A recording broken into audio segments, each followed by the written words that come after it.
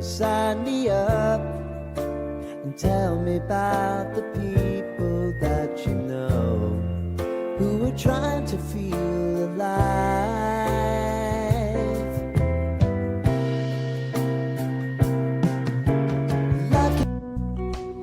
Train NJP station পৌঁছতেই মনের মধ্যে এক অদ্ভুত উদ্দীপনা।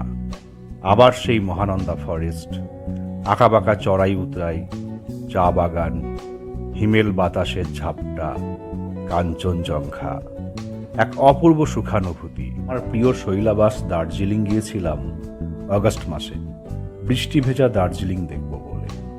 আমরা উঠেছিলাম একদম ম্যালেতেই লোকেটেড হোটেল সানফ্লাওয়ারে। হোটেল সানফ্লাওয়ারে থাকার সবচেয়ে বড় সুবিধা হলো ইচ্ছে মতো ম্যালে সময় কাটানো যায়।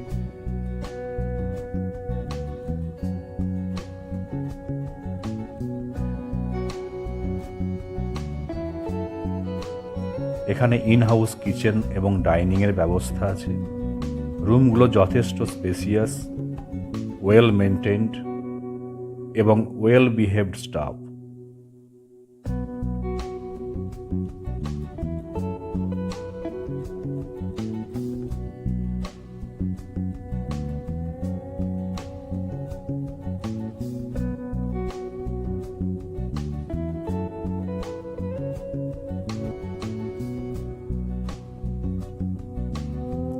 বৃষ্টি ভেজা দার্জিলিংয়ের এক অপরূপ সৌন্দর্য।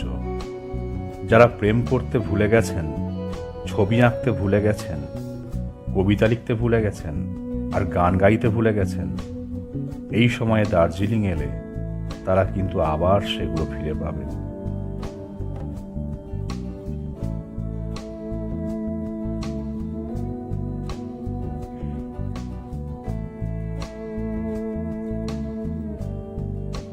বৃষ্টি ভেজা কুয়াশা মাখা ম্যালের রূপ অসাধারণ।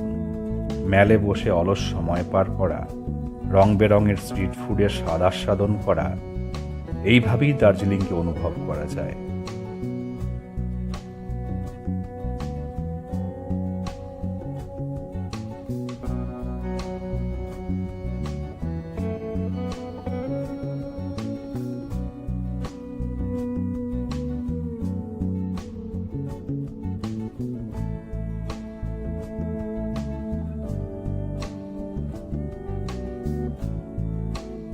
দার্জিলিংয়ে দিন শুরু হয় খুব তাড়াতাড়ি আর দিন শেষও হয় খুব তাড়াতাড়ি। পাহাড়ের গায়ে সবুজ ঢেউ খেলানো চা বাগান, মহাকাল মন্দিরে হিন্দু আর বৌদ্ধ ধর্মের সহাবস্থান সত্যিই অপূর্ব।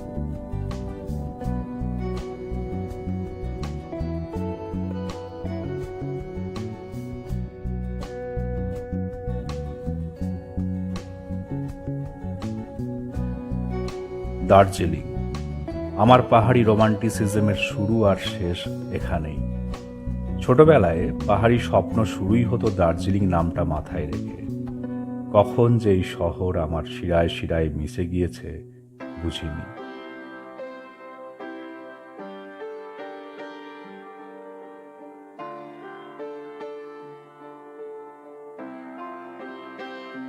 ঝকঝকে দিনের দার্জিলিং তো তুলনা, কিন্তু বৃষ্টি ভেজা কুয়াশা মাখা দার্জিলিংয়ে রয়েছে আর এক মায়াবী রূপ। বর্ষায় পাহাড়ের রানী যেন নিজেই এক কবিতা। ওয়ার্ডসওয়ার্থ হয়তো এই বৃষ্টি ভেজা দার্জিলিং নিয়ে লিখতে পারতেন আর এক কালজয়ী কবিতা। তাই তো বারবার ফিরে যাই এক অজানা টানে, যা উপেক্ষা করার সাধ্য আমার নেই। দার্জিলিংয়ে আমি মহাচ্ছন্ন, নেশাগ্রস্ত।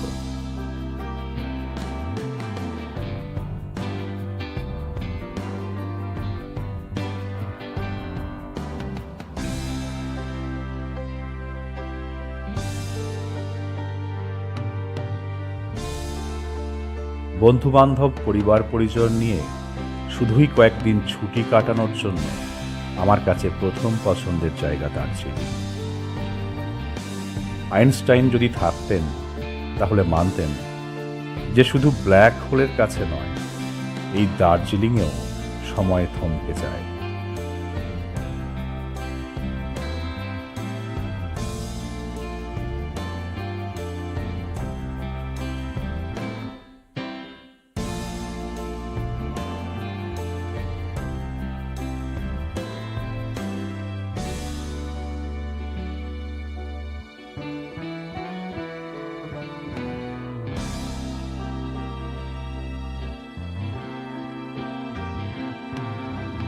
কুয়াশা ভেজা সকালে প্রাতঃভ্রমণের অনুভূতিও অসাধারণ।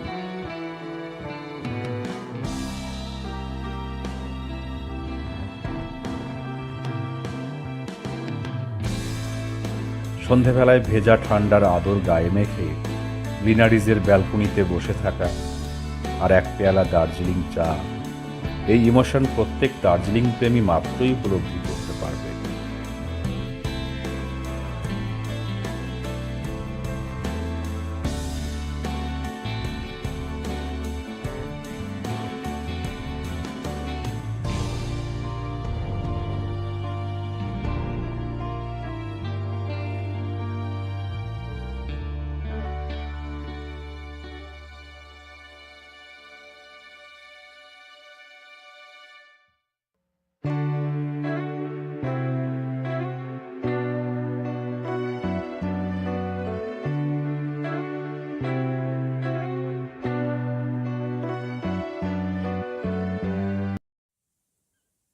কুয়াশা ভেজা এই ওয়েদারটার জন্যই দার্জিলিং আমার কাছে এত প্রিয়।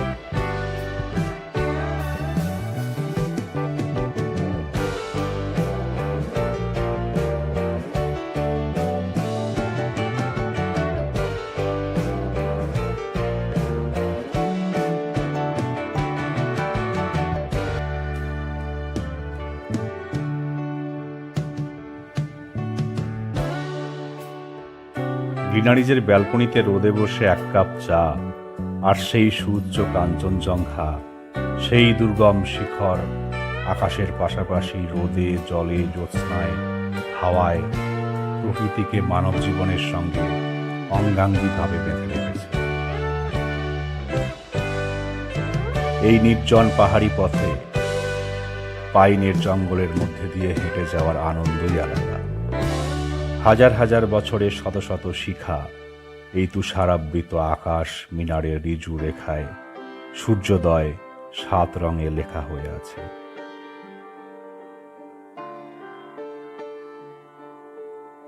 শিখর দুর্গম, কিন্তু ম্যাজিক হলো তাকে দেখলেই জীবনটা সহজ হয়ে যায়। সমুদ্রপৃষ্ঠ থেকে 6700 ফুট উচ্চতায় আপামর বাঙালির নস্টালজিয়া, এই শৈল শহরে পৌঁছতে এনজেপি স্টেশন থেকে সময় লাগে কম বেশি 3.5 ঘন্টা। দূরত্ব 75 কিলোমিটার। রিজার্ভ গাড়িতে ভাড়া 3 থেকে 3,500 টাকা, শেয়ার গাড়িতে ভাড়া জনপ্রতি 300 টাকা। পরের দিন সকালে আমরা বেরিয়েছিলাম জয় রাইড করার জন্য। দার্জিলিং স্টেশন থেকে জয় রাইড শুরু হয়। জনপ্রতি ভাড়া 1000 টাকা। প্রথমে নিয়ে যায় বাতাসিয়া লুপ, তারপর ঘুম স্টেশন হয়ে আবার ফিরিয়ে নিয়ে আসে দার্জিলিং স্টেশনে।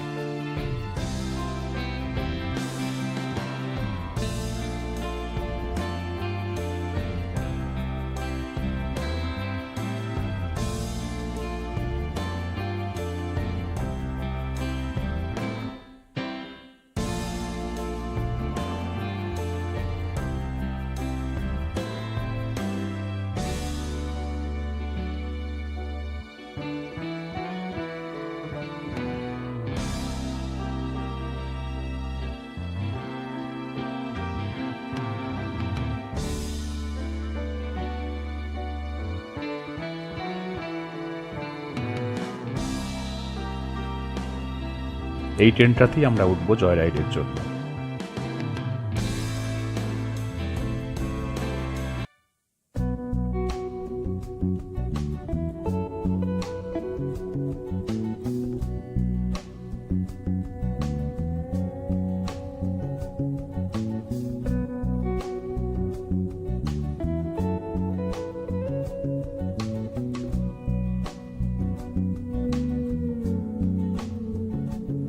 আমরা চলে এসেছি বাতাসিয়া লুপে। বাতাসিয়া লুপ দার্জিলিং এবং ঘুমের মধ্যে অবস্থিত একটা সর্পিল রেলপথ। এখান থেকে দার্জিলিংয়ের 360 ডিগ্রি ভিউ সবসময় দর্শকদের মুগ্ধ করে।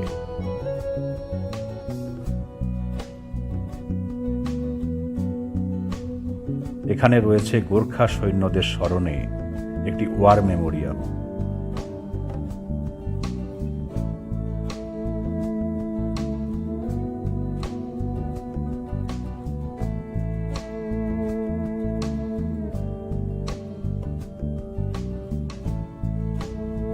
বাতাসিয়া লুপে টয় ট্রেন 15 মিনিট দাঁড়ায়।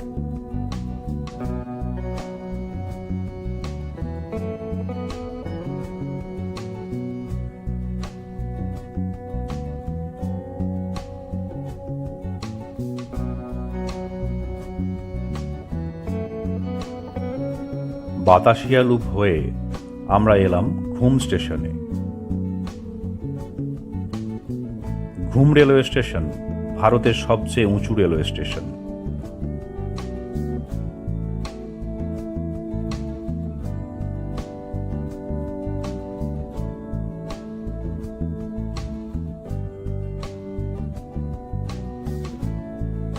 টয় ট্রেন ঘুমেও 15 মিনিট দাঁড়ায়।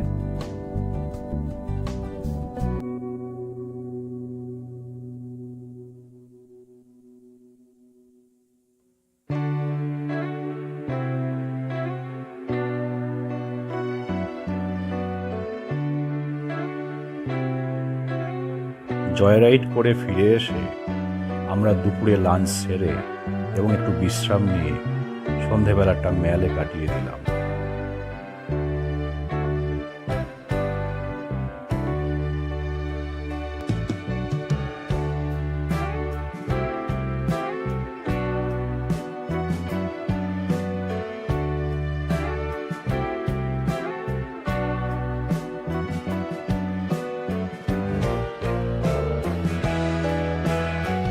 পরের দিন গেলাম জুলজিক্যাল পার্ক।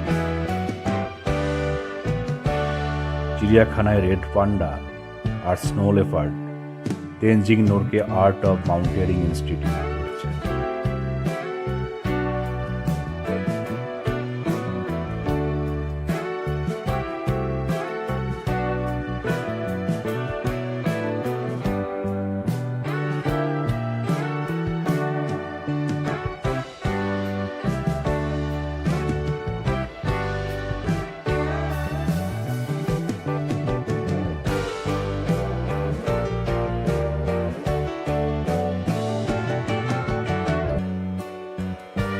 চিড়িয়াখানা থেকে ফেরার পথে শুরু হলো মুষলধারে বৃষ্টি।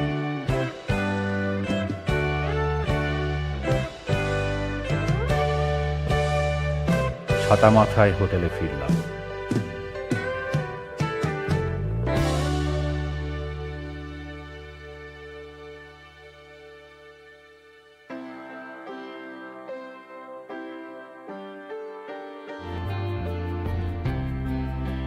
তবে বৃষ্টি ভেজা কুয়াশা মাখা পথে ফিরতে ভালোই লাগছিল।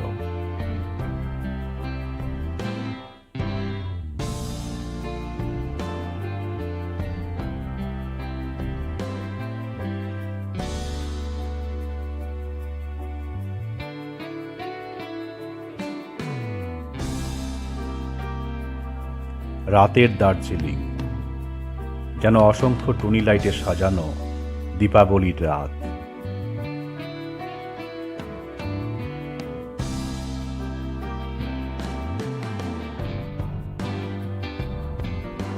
তৃতীয় দিনে আমরা রওনা দিলাম এনজেপি স্টেশনের উদ্দেশ্যে। তবে ফেরার পথে রোহিণী টি গার্ডেনও দেখে নিলাম।